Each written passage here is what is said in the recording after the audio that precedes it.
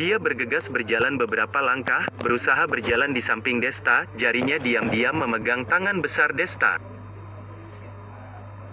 Desta tertegun, saat mau melepaskan tangan, Fang Mei buru-buru berkata, "Kamu tidak boleh lepaskan. Nona Fang, kita hanya berpura-pura, nanti saat turun dari biang lala lalu foto bersama sudah cukup, sekarang di tempat umum kamu bermesraan dengan aku, nanti tidak rencana mau menikah?" Desta tidak ada pilihan tersenyum, berkata dengan serius. Fang Mei cemberut. Dengan marah berkata, "Kata-katamu sangat banyak. Kan sudah janji mau bersama aku berpura-pura. Kenapa banyak alasan? Kamu pikir aku mau bergandengan tangan dengan kamu? Kakak aku sudah menyuruh orang diam-diam mengambil foto kita, mau membongkar kalau kita sebenarnya bukan sepasang kekasih, kalau tidak mana mau aku bergandengan tangan denganmu." Desta mendengar hal itu, tidak dapat menahan tertawa. Gadis ini sengaja berpura-pura tidak tahu atau benar-benar tidak mengerti. Berdasarkan jejak keluarga Fang di kota Yunhai, ditambah reputasi Desta sekarang ini, mau mencari berita tentang dia akan sangat mudah. Bagaimanapun Desta selalu merasa berita tentang dirinya tidak ada yang perlu disembunyikan.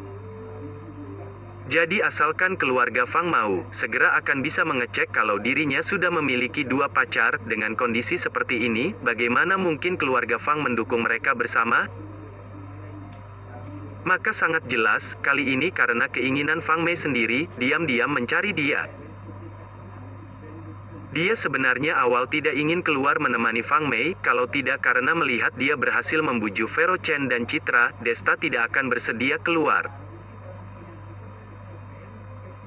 Kembali tersadar, Desta sementara hanya bisa membiarkan Fang Mei mengatur.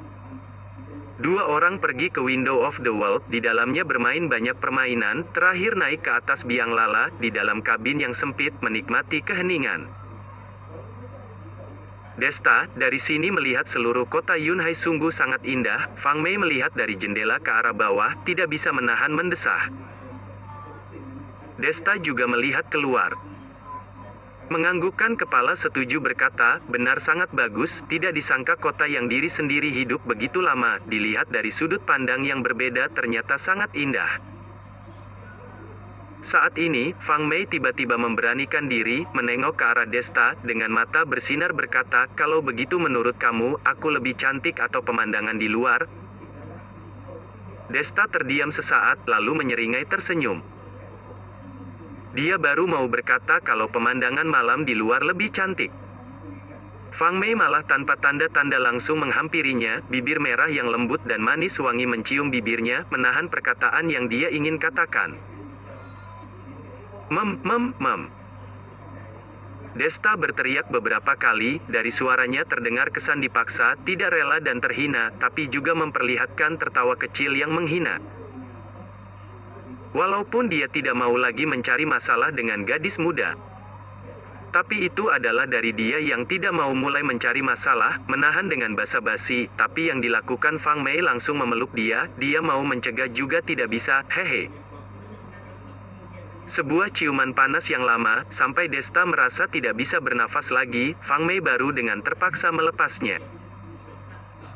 Desta, tidak peduli kamu bersedia atau tidak menerima aku tetap suka padamu. Fang Mei melihat muka Desta yang tercengang, mukanya memerah menggerutu. Mendengar suara hati wanita yang pemalu, Desta tanpa daya menghela nafas, tidak berkata apa-apa, suasana di dalam biang lala itu tiba-tiba hening. Tidak lama kemudian, biang lala yang mereka naiki telah tiba di bawah. Desta turun lebih dahulu, lalu mengulurkan tangan ke arah Fang Mei, "Kita sudah sampai, mari turun." Melihat Desta yang inisiatif mengulurkan tangan ke arahnya, Fang Mei tidak bisa menahan rasa senangnya, dia menggandeng tangan Desta, dari atas turun ke bawah, lalu masuk ke dalam pelukan Desta. "Fang Mei, sebenarnya aku tidak layak untukmu. Kamu hanya karena suatu alasan tertentu terpaksa terdesak, kebetulan saja bertemu dengan aku." Desta melihat ke arah gadis dalam pelukannya, berkata dengan suara berat. Aku tidak peduli, laki-laki yang sudah aku pilih tidak akan mungkin berubah. Fang Mei menggelengkan kepalanya, berbicara sangat yakin. Melihat gadis ini begitu keras kepala, Desta hanya bisa menghela nafas. Sudahlah, Fang Mei sekarang masih kecil, tunggu sampai waktu lama, dia akan mengerti kalau dirinya bukan orang yang cocok. Bila tiba saatnya, Fang Mei akan menyerah sendiri. Ayo, kita sudah cukup bermain, ayo kita pulang, kata Desta. Fang Mei hanya berkata, Dengan hati yang puas mengikuti Desta dari belakang, hasil hari ini sudah jauh melebihi dari yang dia harapkan, walaupun Desta belum menerima dia, tetapi juga tidak menolak dia secara jelas. Dia masih ada kesempatan. Mobil berhenti di dalam tempat parkir, sekolah dari Window of the World tidak jauh, dua orang berjalan kaki ke sana, tapi saat mereka sampai ke tempat parkir, Desta dan Fang Mei tertegun. Ya Tuhan, apa yang terjadi dengan mobil ini? Fang Mei melihat di depan mata, mobil yang sudah hancur, kaca mobil yang pecah, berkata dengan tidak percaya. Desta berpikir, tiba-tiba terpikir siapa yang melakukannya. Kebetulan saat itu, dua bayangan orang berjalan masuk dari pintu parkir, mereka adalah Sakuya dan supirnya Parmo.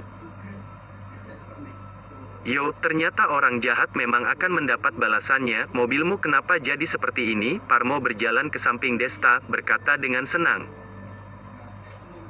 Parmo, ayo kita pergi, jangan karena orang yang tidak penting menghabiskan waktu kita, Sakuya sambil melirik, berkata dengan suara dingin. Oke. Parmo menganggukkan kepala, siap-siap pergi, Desta malah menarik bajunya, menarik dia kembali. Apa kamu berpikir di dalam tempat parkir tidak ada CCTV? Apa perlu aku mencari orang untuk mengecek CCTV, siapa yang melakukan ini? Kamu, apa maksudmu? Parmo membelalakan kedua matanya, berkata dengan menantang walaupun sebenarnya dia sangat ketakutan. Oh. Lupa kasih tahu kamu, tidak hanya di tempat parkir ada CCTV, mobilku juga ada CCTV, menurut kamu apakah perlu aku memanggil keamanan menyuruh mereka melihat rekaman baru kita lihat bagaimana? Mendengar perkataannya, Parmo seketika panik. Dia saat itu hanya seketika emosi, lalu merusak mobil Desta, sama sekali tidak berpikir akibatnya. Lagi pula dia juga melihat.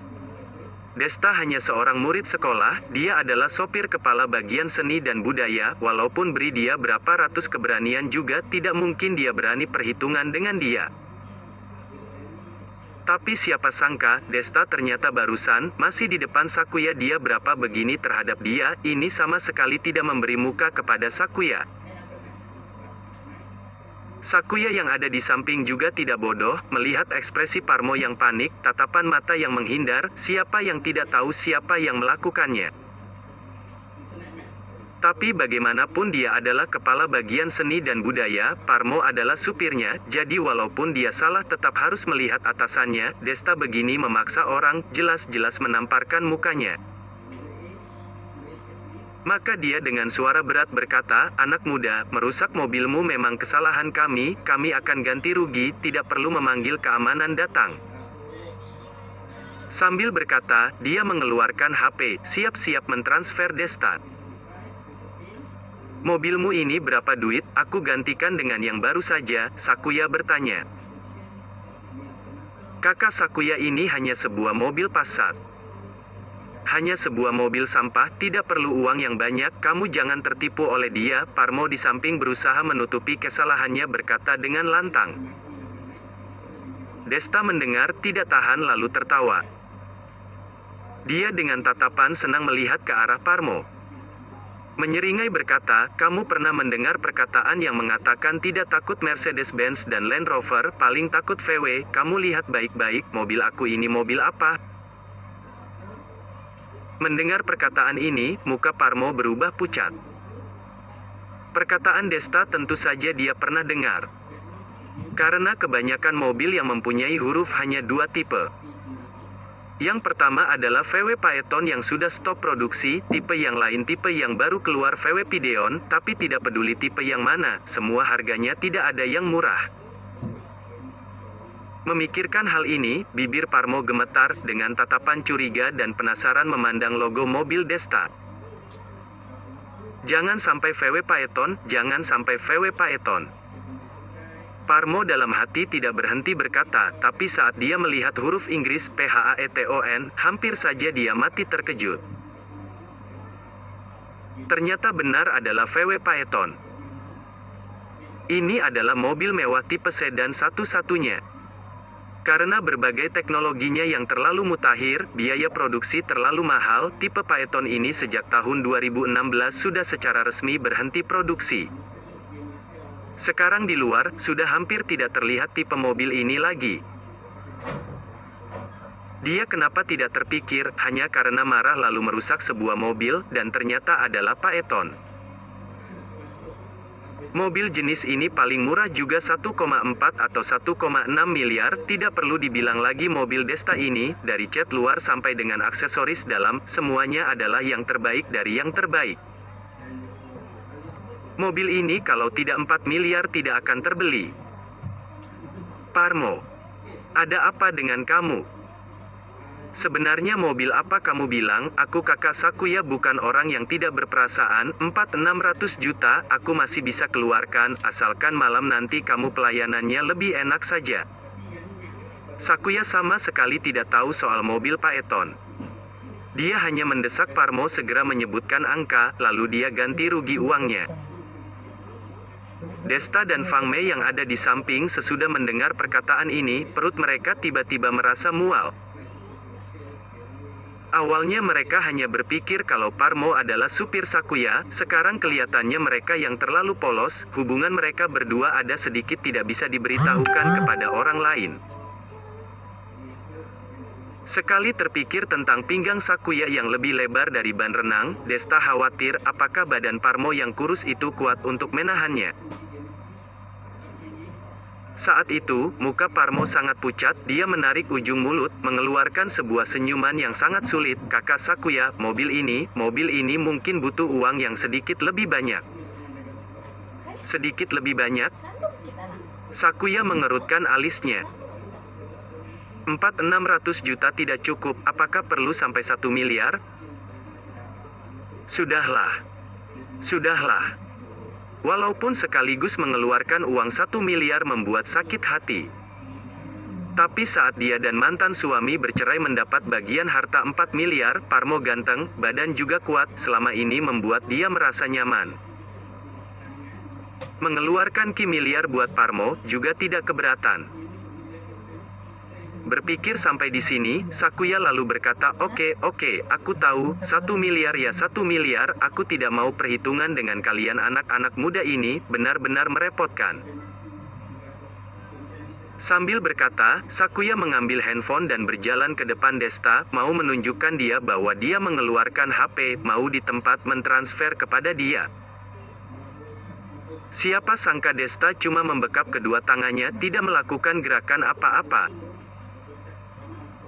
Muka Sakuya terlihat marah.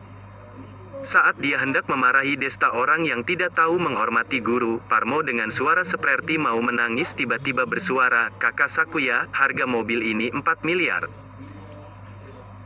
Perang.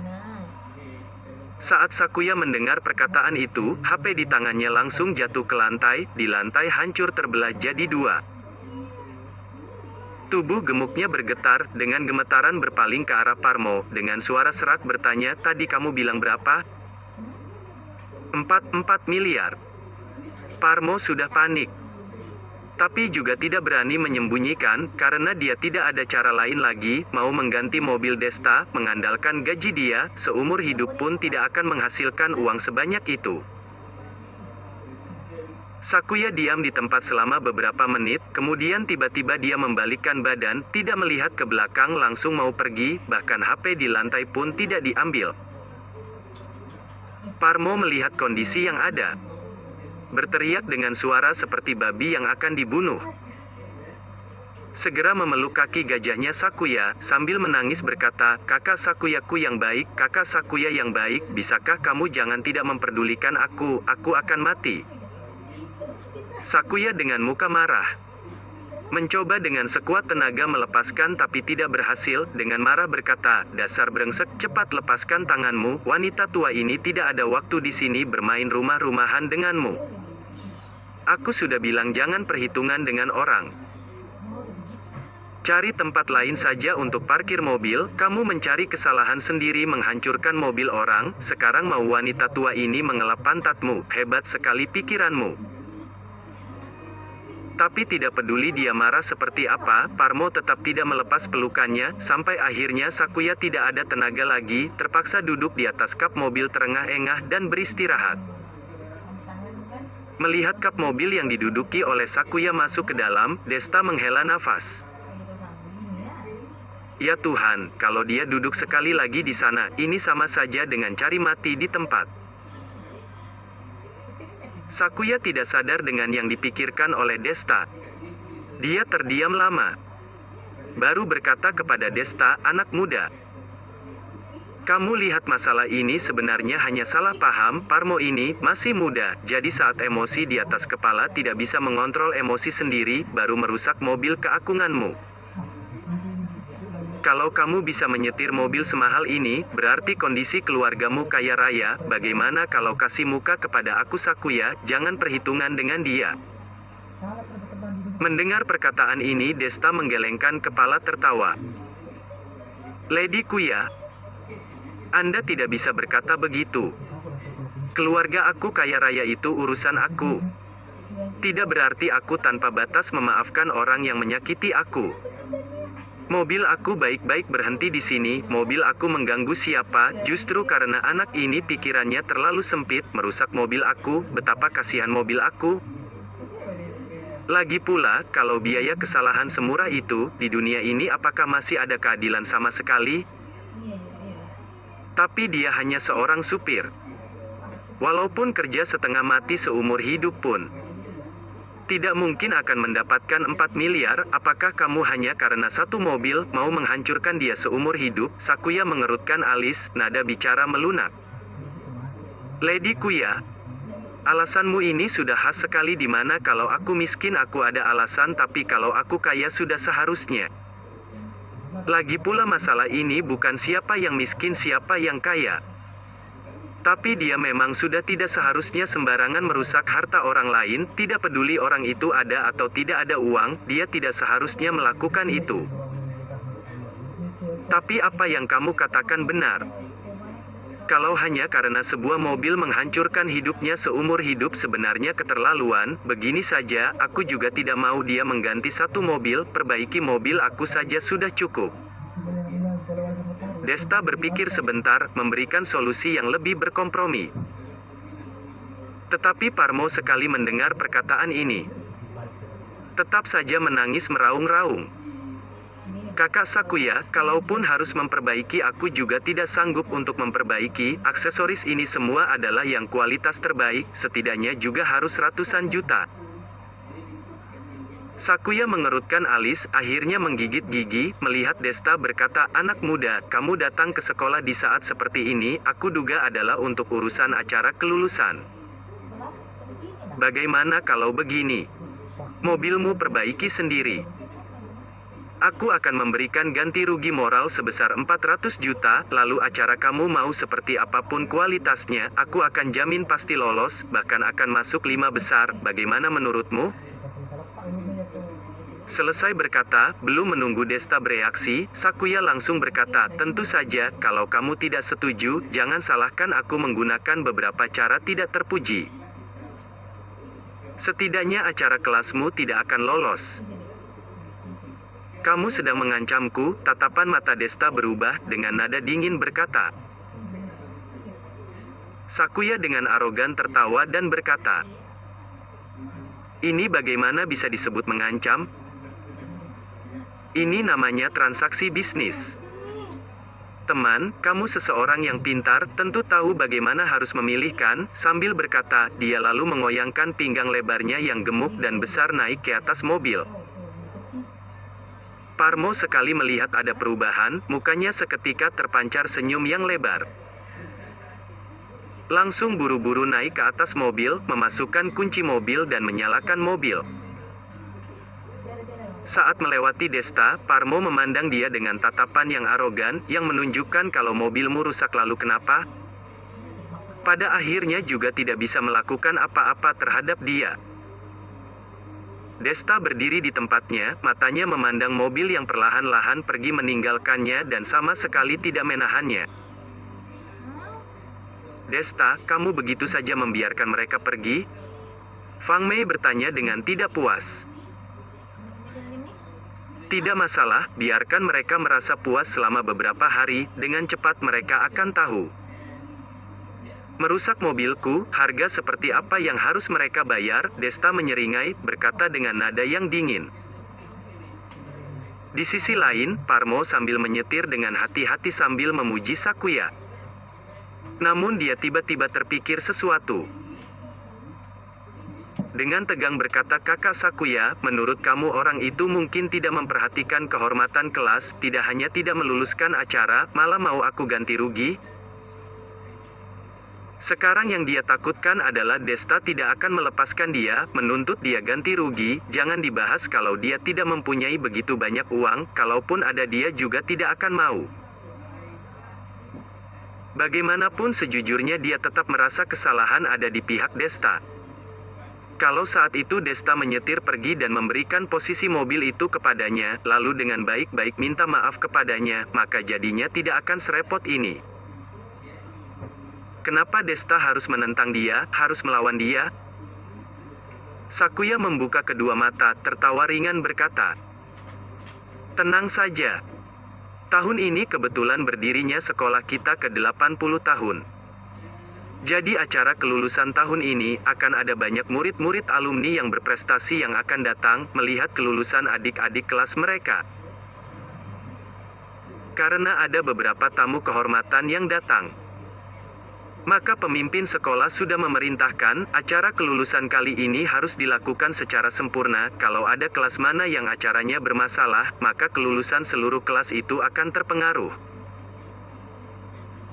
Menurutmu bocah itu berani untuk menggunakan seluruh kelas untuk melawan kita?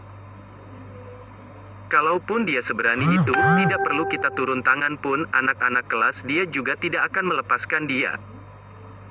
Mendengar perkataan ini, Parmo baru benar-benar merasa lega. Dengan muka yang sudah tenang melihat Sakuya, tertawa berkata, kakak Sakuya, kali ini benar-benar harus berterima kasih kepadamu, nanti pulang aku akan bantu kamu cuci kaki, lalu memijat seluruh badanmu. Mendengar perkataan ini, ujung bibir Sakuya ujung langsung naik, mengeluarkan senyuman yang puas. Di dalam tempat parkir, Desta menelpon Paman Ding, menyuruh bodyguard dari keluarga Chu menyetir mobil datang.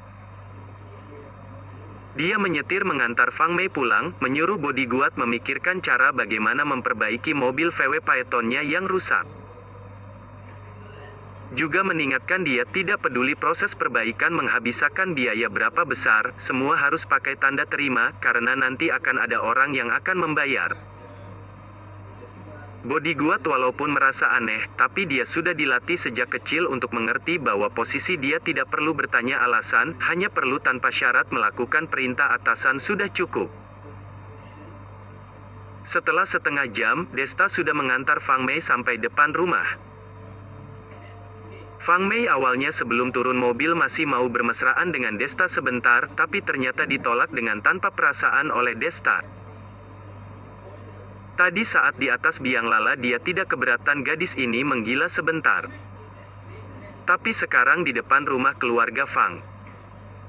Kalau sampai dia bermesraan dengan Fang Mei dan dilihat oleh anggota keluarga Fang, sampai dia melompat ke dalam sungai Huangpu pun tidak akan bisa membersihkan dirinya.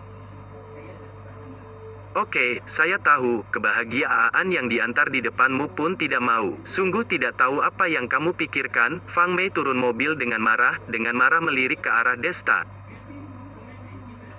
Desta sama sekali tidak peduli, hanya melambaikan tangan, lalu memutar mobil dan pergi. Kalau tidak ada ciuman di atas biang lala itu, dia sekarang pasti akan tinggal dan mencari. Kirito bertanya, kondisi proses perusahaan Geisha Group dan Valora. Tetapi sesudah melakukan hal itu, hatinya sekarang ketakutan ketahuan, mana berani bertemu lagi dengan Kirito. Di perjalanan pulang, Desta sambil mendengarkan musik, sambil membuat rencana menunggu Lalisa datang, peran seperti apa yang cocok untuk dia perankan. Karena bagaimanapun ini adalah acara kelulusan sekolah mereka, Lalisa sebagai seorang artis yang memiliki reputasi yang sangat tinggi di seluruh dunia. Walaupun bisa membuat dia datang untuk tampil saja sudah merupakan suatu kebanggaan. Tapi kalau hanya menyuruh dia sendiri yang tampil, maka tidak bisa dihindari terkesan membuat acara kelulusan menjadi seperti acara pertunjukan solo Lalisa. Kalau begitu, di internet akan ada orang mengambil kesempatan untuk menyerang. Kalau gara-gara ini, menyebabkan kerugian pada reputasi Lalisa tidak sebanding dengan kerugiannya. Bagaimanapun Lalisa adalah artis di bawah naungannya, reputasinya rusak pada akhirnya yang akan dirugikan adalah gedung Sky. Tepat saat Desta sedang memikirkan bagaimana melakukannya, di tengah jalan di depan mobil, tiba-tiba muncul satu bayangan tubuh. Desta menginjak rem kuat-kuat, 4 roda mobil sampai mengeluarkan banyak asap putih, akhirnya berhenti tepat di samping orang itu. Bahaya sekali. Desta akhirnya lega, segera turun dari mobil, dengan penuh kewaspadaan memandang orang yang berdiri di depan mobilnya, dengan suara berat berkata, "Orang tua, kenapa Anda berdiri di tengah jalan?" Tidak salah. Saat ini yang muncul di depan mobilnya adalah seorang yang putih rambutnya, orang tua yang badannya sudah rapuh, tubuhnya memakai pakaian dari kain goni, kedua mata tua yang keruh, hanya bisa terlihat sepasang celah yang sangat kecil.